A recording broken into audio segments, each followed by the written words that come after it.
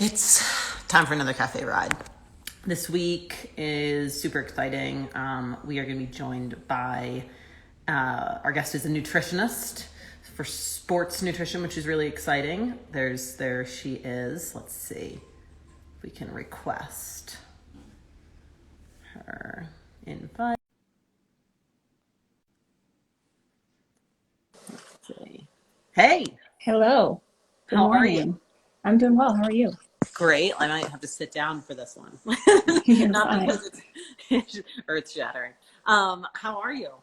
I'm doing well, thanks. And we Yeah, just woke up to full on winter up here in Breck, so I'm just really. trying to mentally be okay with that. That's rough. It is just super windy in Fort Collins, and I have this lovely bush next to my window, and it just scrapes against the glass all day. So it's really, really soothing for the soul. But Yes. anyway, we're both drinking out of our mugs. I've got herbal tea, Good Earth, which I feel good Nice. about. Mm-hmm. Um, but I'm super excited to chat with you. Selfishly because you're like a wealth of like information that was like, I think nutrition is something I've always struggled with until like somewhat recently, but I think a lot of people maybe put it last almost Mm-hmm. with their training. And so, I would love, we can just jump right in. I would love it if you introduce yourself, chat about how you got into this world Mm-hmm. of helping people with nutrition.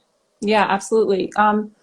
So my name is Uriell or Yuri. People call me Yuri mostly. I'm a dietitian based in Breckenridge, but I work with athletes and really just active people all over the country and worldwide too.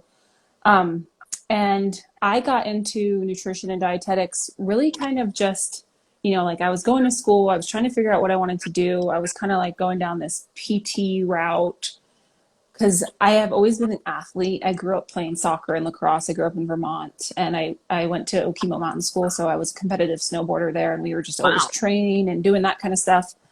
And I grew up on an organic farm too, so I didn't really That's so cool. realize. Yeah, I feel very fortunate for that. But I didn't realize until I left that food was so important to me and that it had such an Yeah. impact because it was just kind of there. We always had good food. That's so Um, Vermont, by the way. I feel like it's very Vermont to grow up on an organic farm yes, true. and be like a professional snowboarder. It was, I mean, I feel lucky for sure Yeah. for what I grew up with. I actually didn't start mountain biking until I got out to Colorado in 2009, which is crazy because two of my brothers raced downhill back east, but I was Jeez. just kind of, it was off my radar. But yeah, I actually lived in Italy for 3 months and I met this trainer who was a personal trainer and he was also helping the woman I was living with nutrition. And I was like, how are you doing this? This sounds awesome.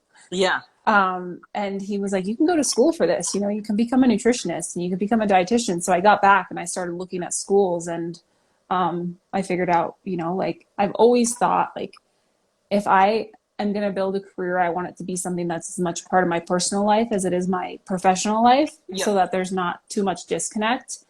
And nutrition just was like light bulb moment. Like, yeah, this makes sense. Yeah. And I think it's interesting because you think that like eating should be really intuitive and Mm-hmm. we should all know how to eat because we need it. But I feel like we've complicated the hell out of it. Oh, yeah. And yeah, I think we've put so many connotations on things like this is good food, this is bad food. And so, maybe let's talk about like mistakes athletes make, both men and Mm-hmm. women or anyone, any gender. And then maybe like why we shouldn't label foods good and Yeah, bad. So yeah, like absolutely. what do you see when someone comes to you? Um, what does that look like? Like what are they trying to do? And like what do you notice in terms of trends of like athletes and their Yeah. nutrition?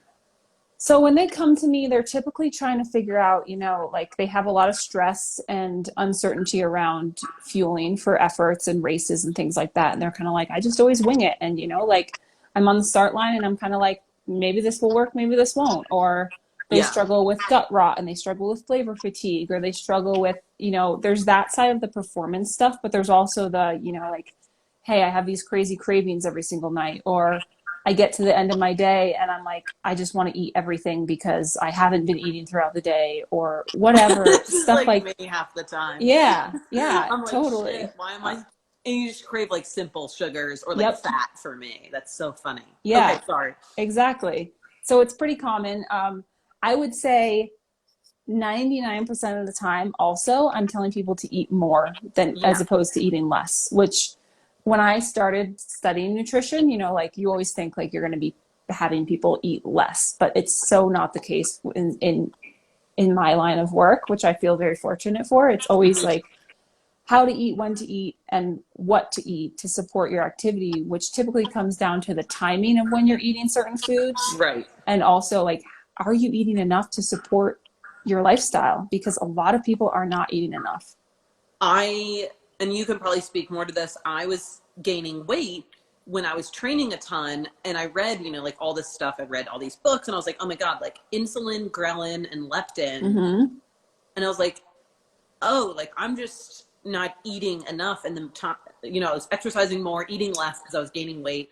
And Yep. then I was like, you know what? I'm just going to eat a lot more. And I lost weight, which like intuitively, I'm like, wait a minute. Have I been lied to my whole life? Yes, you have. That's the whole messed up thing about the diet industry and, like media around food, is that people think that like if I eat less, I'm going to lose weight. And Yeah. it's really not, it's not as simple as calories in, calories out. That isn't just not, Yeah. it doesn't work. Yeah. So I guess like, how do you set goals for nutrition? I guess like I wouldn't even know where to begin, because obviously like if I'm someone who's training, right, like I'm training for a race, I know like on August or whatever, Yeah. I have this race, and I can period out, I can ramp up and taper for this race. So like how do you form a goal for nutrition, and then like how do you measure success? Yeah. So we form a goal when really it's just kind of small incremental changes over an extended period of time. Because when I start working with someone, even if they have a bunch of big things that they need to change, we need to start really small and make it so that it's sustainable and reasonable for their lifestyle and everything else they have going on. Yeah. So we're kind of like, all right, I call them top priority actionables. And I'm like, what's the biggest like top 3 things that we can change for you tomorrow that are going to get you results as soon as possible, and then we're going to build upon that, so Yeah. that by the time we're done working together 6 weeks later, it's not like, oh my God, the first day you started with me, you made me like go to the grocery store and spend $400 on groceries and revamp my kitchen Yeah. and like start eating all these foods I never eat and meal plan for the entire week, because that Yeah. doesn't work. Yeah. That's so daunting. Like Exactly. we're such creatures of habit. Yep. And then I guess like how do you also, as an athlete, when you're working with an athlete, if they have like dietary restrictions, Mm-hmm. is that like, one is, they have preferences, right? Like I vegetarian, vegan, something like that, or Yep. they have celiac. Like how do you how does that work with athletes? I feel like that's the fueling totally changes. Yeah, it can change for sure. I think the more people I work with, and the fact that I've been working with people for so long now, it's just kind of like, okay, you're a vegan, fine. You're a vegetarian, fine. You're Yeah. celiac, fine. Like there's enough recipes out there and things that we can make work that are going to work for them, especially because we have the option of real food. So it's kind of like recipes that you can make in your kitchen that you can also bring on your bike. Yeah. So it makes it a lot easier that way. Yep. Yeah, so it's like, hey, like, can we make some gluten-free chocolate chip cookies instead of regular chocolate chip cookies? And if you're vegan, what are some sources of protein that are vegan, and figuring out that kind of stuff, and Yep. being more intentional about it, of course, for those specialty diets. But it's not as complicated as some people think it needs to be. And before we get to like the when we've put like good or bad on a food, I'd be Mm-hmm. curious, and this is based on my own experience, right? Like when I eat, I guess, foods that maybe don't serve my body the best, but I love them. Like I love barbecue, but Yeah.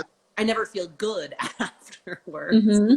But when someone, how do you know, I guess, maybe you haven't been eating like super well, or you haven't been feeling super healthy, like how do you know at what point do you seek out a nutritionist, right? Like, Yeah. I've talked with friends, they've been getting sick all the time. They feel sluggish. They feel heavy. And I'm like, is it training or is it nutrition or is it both stress? Like, so I guess like, Yeah.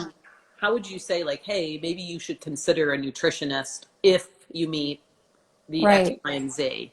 That's a really good question.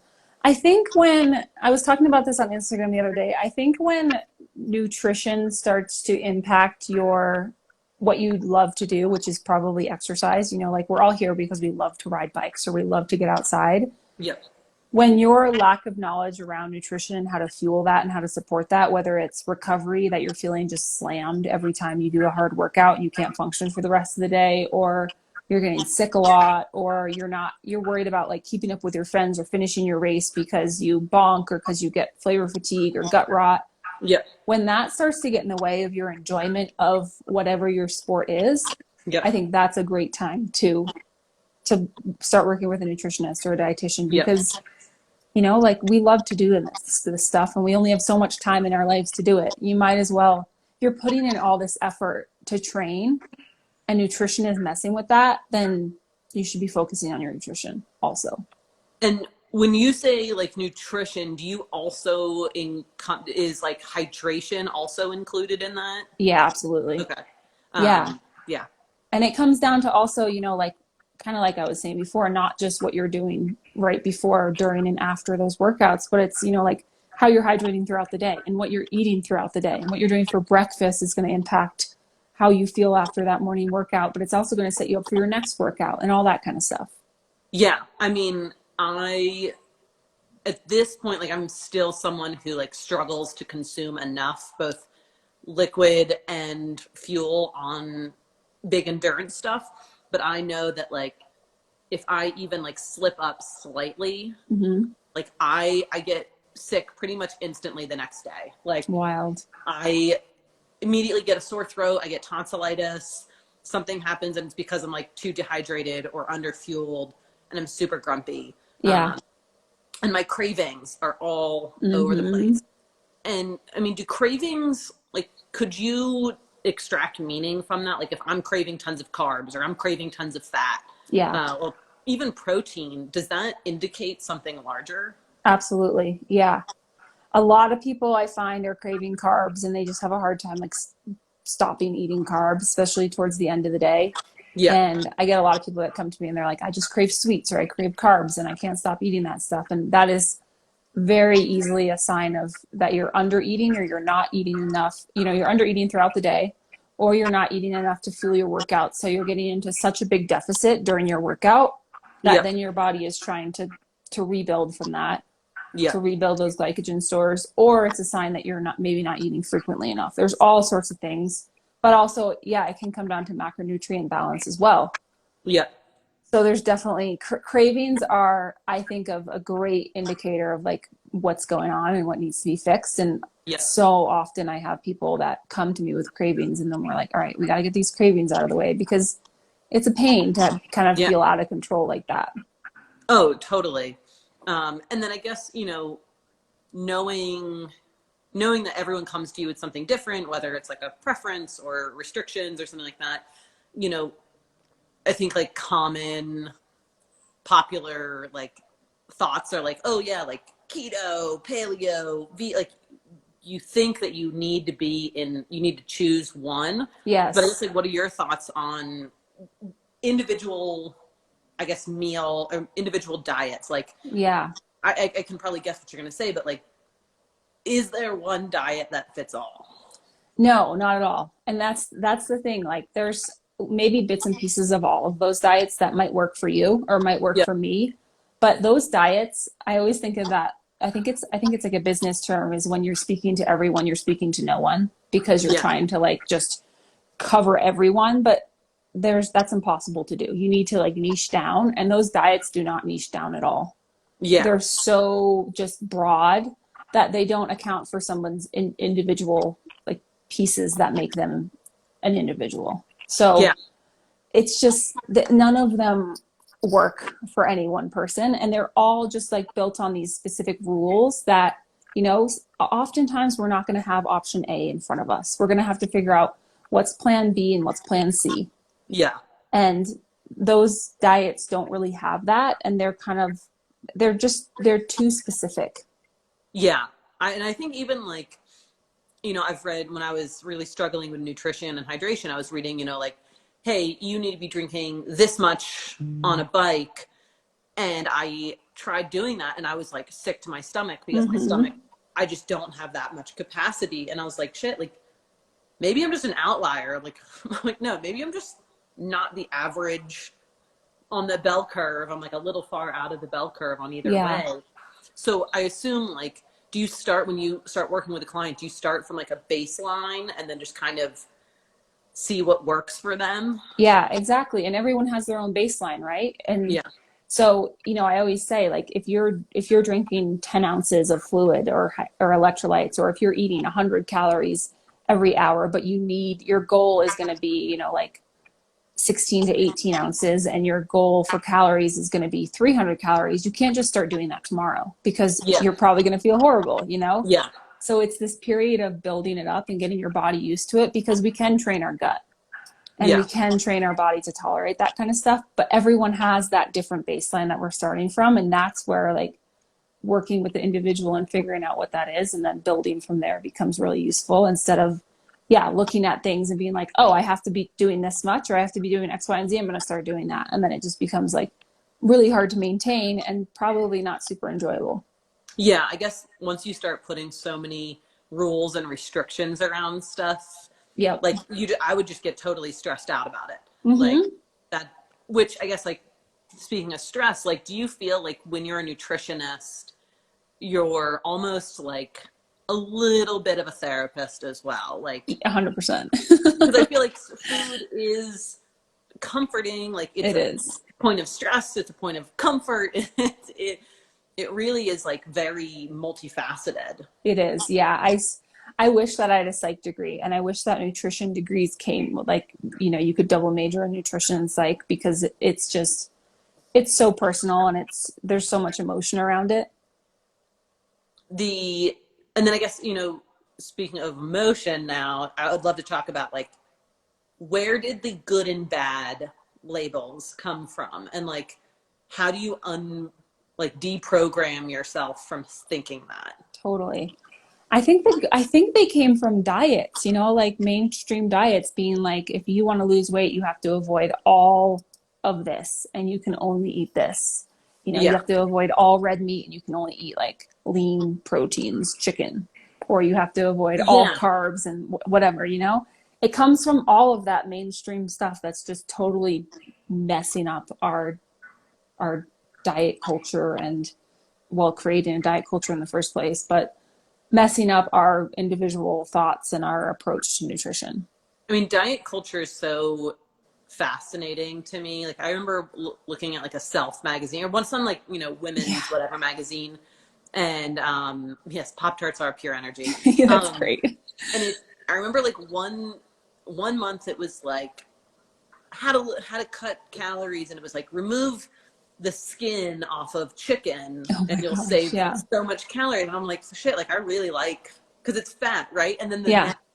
the next issue was something about like why fat is good for you and it's filling. And then they were like, yeah, make sure that, for like an indulgence, have chicken with the skin on it. Yeah. And I was like, wow, how indulgent of you. Right. I know. Yeah. It's just, and it's no wonder people are confused and overwhelmed and just exhausted by it all, Yeah. like, because they see that kind of stuff all the time. Yeah, and I think I used to struggle way more with like just like body image in general. Mm-hmm. And so, as an athlete, I'm like, God, maybe I don't even look like an athlete. And then I'm like, what should I be eating? What should I be doing? Like, what does it mean? And yeah, I mean, like, I like eating Pop Tarts and Swiss cake rolls on stupid rides, like not like Yeah. serious training rides, because sometimes the only thing I can look forward to during a ride that's like super long is like what I'm eating. Yeah. But then I have to switch that and be like, okay, if I'm competing, I'm using like scratch clustered extra and whatever, Mm-hmm. which isn't like super, it's not like, oh, I'm going to stop and enjoy this dumb Yeah. treat, but it's like, this is only what my body needs quickly. Mm-hmm. And so it's interesting going from the shift of like, what do I look like? And like, what do I need? And like, what does it mean to be athlete? And it's so funny that all of that's wrapped up into like food, Yeah. like, which I'm like, It's so so it's so true. important. I think it's such a neglected thing, right? Like I feel like athletes focus so much on things that like we can see ourselves, right? Or others. Mm-hmm. And then like, I can look and see data as like my training. So I guess like how do you, I guess, like get the point across about like why nutrition is so important? Yeah.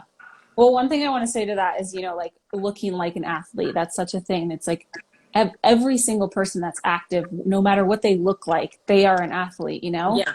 And I think we're starting to kind of get better at that. But some people have this thing over there, they're like, I'm not an athlete, like I don't call myself an athlete. And I'm like, if you move your body on a regular basis, your needs are different than if you were sitting on the couch every single day after you got home from work. Yeah. So you are an athlete because your nutritional needs are different. So it goes back to the nutrition. I don't care what you look like. I care what you're doing with your body. Yeah. And that's the important part, And so if you're doing something different with your body that's not sedentary, we can use nutrition to make that more enjoyable and make you feel better, Yeah. which is And awesome. do you find that people come to you with the goal of, I guess this goes back to like diet culture, but like performance, or it's like, I want to look a certain way and you have to be like, hey, looking a certain way isn't the end goal. It's Yeah. fueling for your needs. Yeah. It's really interesting. People come to me with that goal sometimes of looking a certain way or, weighing a certain number or something like Yeah. that. But then once we start working on the food and once they start realizing how much better they feel and Yeah. how they start feeling, I guess, maybe more like an athlete because they're being Yeah. intentional with their food and they're like, wow, this is having an impact on how I feel. And I feel great. I'm not Yeah. like suffering through these rides. They start to realize, I've had people tell me, they're like, I'm not actually worried about my weight anymore or how I look. Yeah. I'm worried about like how I feel. And I feel so much better. Like I feel like I can go out and I can hang for these rides and I can do all this stuff. And it becomes this really, really cool shift that I see with people when they come to me focusing on these numbers or these looks, but then they leave and they're like, I just care how I feel because I feel awesome right now. Yeah. No, It's that really makes sense. cool. And for the good and bad, like the connotations that we've put on food, I mean, do you see like that still being pretty apparent, especially like during, I would say like off season, which is kind Mm-hmm. of like the right now zone where people are like, whatever, I'm not training, I can just do whatever I want. And like everything seems like an indulgence, but it's like you're just letting your body relax. Yeah. Yeah. There's definitely some mindset shifts that happen, like throughout the seasons and with different types of foods and things. And Yeah. I always go back to it. One of my favorite quotes is from Alan Lim of Scratch. And he says, like the worst thing for you when you're sitting on the couch all day can be the best thing for you when you're out on your bike Yeah. all day. Totally. And I love that because you can be super intentional with, when you're eating certain foods and when you need exactly that, like, quote unquote bad food that you shouldn't be eating, like Yeah. also if you're sitting on your couch and you really want it and it's going to make you happy, like then you should eat it too, Totally. Yeah. So there's But different ways to look at it. yeah, I think there's something to be said for just like giving yourself permission and not feeling guilty, because I think feeling guilty is where we end up just, that's just leads to Yeah, bad things in our life of just stress, like not absolutely. good stress. Yep. And then, I mean, before we head out, I mean, I know you are now a mom, Mm-hmm. and do you have any learnings of from pregnancy about nutrition? Oh man. From pregnancy, I think I was a lot more intentional with, like eating enough for Yeah. sure, because it was even more important. And, there's some days where just inevitably, like, we're gonna just have days where it doesn't go well and we don't eat enough and we feel Yeah. kind of janky at the end of the day. And that's okay because that happens and that's a part of life. Yep. Consistency is really important. So I started to get really like even more intentional and consistent with eating consistently enough and eating just like as much real food as I could. And I Yep. felt amazing. I feel like I think I rode until 7 days before he was born. Wow. And it was That's so amazing. cool. Yeah. Yeah. So, it's the female body is insanely amazing. I've realized even more so. Um, That's but awesome. pregnant or not, it comes down to what you do consistently over an extended period of time. And these Yeah. small things that you do, in between those are really, they're not going to have so much of an impact where it's like these small things that my clients will stress out about or people will stress out about, like, oh, I went out to eat because I had to go out to eat with clients or something like that. And I ate, like too much sodium or I ate like too much dessert or whatever it is. I'm like, hey, that's going to happen because that's life. Yeah. I want you to enjoy that and not stress out about it. And then, like get back to what you want to be doing the next day. Yeah. So Instead of doing like the slippery slope, like I screwed up exactly, once, so I'm just going to keep screwing up over and over exactly. again, which that's such like a dichotomous way to think, but like we're humans. So like I've definitely thought like that where I'm Yeah. I ruined today. I might as well just keep ruining Mm-hmm. the rest of the day. Yeah, Um, absolutely. which, yeah, it's such a funny thing. I feel like we are the biggest danger to ourselves. Yeah. Especially if we're Um, doing it alone in our own head the whole time. yeah, totally. And I think like, intuitive eating, is that like a thing? Like, can we be intuitive or do we really need to be like extremely thoughtful with everything? Yeah, that's a good question. I think there's a balance to be found there because intuitive eating is, yeah, the whole idea of that you eat when you're hungry and you stop when you're full, right? Yep. But as athletes, when we are exercising, we're in that fight or flight mode. And so our appetite can be suppressed, even Yeah. though we are burning a ton of calories and we actually need to be refueling and preventing Yeah. like building up too much of that deficit. So for people that are active, you can use intuitive eating to an extent, but you also have to realize that you have needs beyond that, where sometimes you have to eat when you don't feel like it Yeah. because you know what your needs are, you know? Yeah, totally. And I think a big thing and it seems so dumb because like I took so many like endocrinology and like nutrition physiology classes in college, but Mm-hmm. I didn't realize just how many carbs my brain needs Yeah. just to function, like Yeah.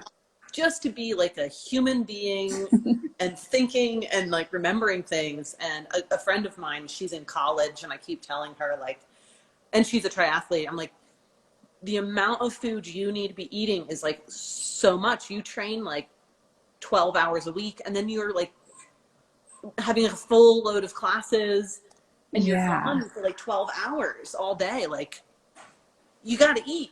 You got to bring all sorts of food with you. Yeah. Like, do you know how much food you should be eating? I'm like freaking out. Like, how many That's sweet great. potatoes can you fit in a container? Oh, that's good. She has you to be like, okay, I gave her don't your skip. number actually. I was like, Thank you. call Yuri. Yeah, She'll help you. But totally. so I guess before we sign off, like what else could you, I guess, like what wisdom would you impart on someone that's like struggling with nutrition that Hmm. just doesn't, that feels kind of like helpless, I guess, where it's like, you're like, oh man, I'm in a rut. Like, Yeah. what would you suggest? Um, Going back to kind of what we were talking about, I would say if you're struggling with cravings, there's a reason behind it. Um, Make sure that you're eating enough food because eating enough just totally changes the game in terms of Yeah. cravings and performance and sleep and all that kind of stuff. It impacts Yeah. so much. Sleep is a Um, huge one. I wish we had talked more about that. Like yeah. when I ate more carbs, my sleep, like I slept so much better. Hmm. It was Yeah. crazy. But And it sorry, can, yeah. right. And it can depend on, when you're eating certain foods. And I guess if you're struggling, also know that, no foods are off limits. It just depends on when you eat certain foods and when they're going to be more beneficial for you versus, not super beneficial for you. So don't feel like you need to be paying attention to like, this is bad or this is good. Try not to get too caught up in that and realize that you are an individual, like what you need can be quite the opposite of what someone else needs. So it's super easy to get caught up in like, like, hey, my friend is doing this and they're crushing it, so I should be doing this. But yeah, chances are that you're quite different from them, even if you feel like on the surface you're similar. So yeah, your needs are determined, by your lifestyle and where you go grocery shopping and your wallet and what kind of foods you like and what you don't like. And there's so many ways to make that work for your lifestyle and everything, that there is a way to figure it out for you as an individual. It's really kind of like the insert your name here diet. That's the only diet you should be following. yeah, There is no, like magic bullet out there that you're going to find in a book or in a magazine or anything like that. yeah. And then if I or someone else were to be like, hey, Yuri, like we want to work with a nutritionist, like what does that look like? Is it like a few sessions? Is it one? Do you come up with a plan? Or is it like, hey, it's a year-long process? What is that? I don't even know what that looks like. Yeah, it's a 6-week process. So I have a 6-week program called Fuel Your Potential. And the reason I do it, I transitioned from doing kind of like, one session here, one session there, is because we need to make small changes over an extended period of time so that you don't feel like you're doing a complete 180 and you're totally overwhelmed. Yeah. So it's kind of this like period of time where we're working really closely together. Like people get text message access to me so they can text me whenever they want to with those random questions that come up. Yeah. And we're really kind of like refining and building upon these small wins and these small goals. Yeah. And the reason I do that is because, people are coming to me and they've been struggling with nutrition for years, probably.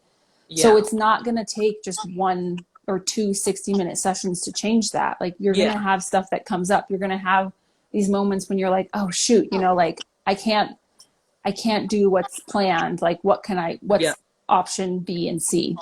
Yeah. So it's all this process, and it's really cool because it allows you to kind of like get to know each person, and for each person to really kind of like experiment with each phase of their life and what they have going on. Yeah. I mean, honestly, after this conversation, I'm like, I feel like I should just sign up and see what it does. It's really cool. It literally can't hurt me. It can only help me. Totally.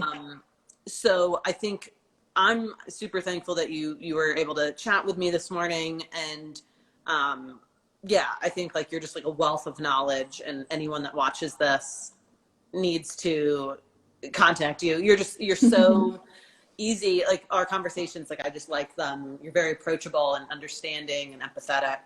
Thanks. Yeah. And you just realize like there's the whole person, not like, here's this diet, do it. I'm like, exactly. I'm not a robot. Yep. Exactly. I'm a robot who's stressed out. Yes. So I appreciate that. And, if there's anything else you want to say, like go for it. Or I would say just message me if you have any questions at all, any of you. If you have any questions about what it looks like to like work through a continued nutrition program, if you have any questions about nutrition in general, follow me on my page. I have a ton of information on there about, like all sorts of stuff, like high intensity foods versus low intensity foods. Thank you. Yeah. It's really cool. And it takes experimentation, like don't feel like you need to try one thing. And if it doesn't work, you need to try a new thing. Like I said, like you can train your body to tolerate specific things. So, it's cool. Nutrition is awesome. And it's kind of like training, where it's like this process of figuring out what's going to work for you. Yeah. Thank you so much. And, we'll upload this to YouTube and I'll send it to you. But, everyone go stalk her Instagram page. It's really great. I love all the tips and recipes and everything, and it's fun. So thank you. That was great. Thanks so much for having me. Yeah, of course. Have a good one. Bye. Bye.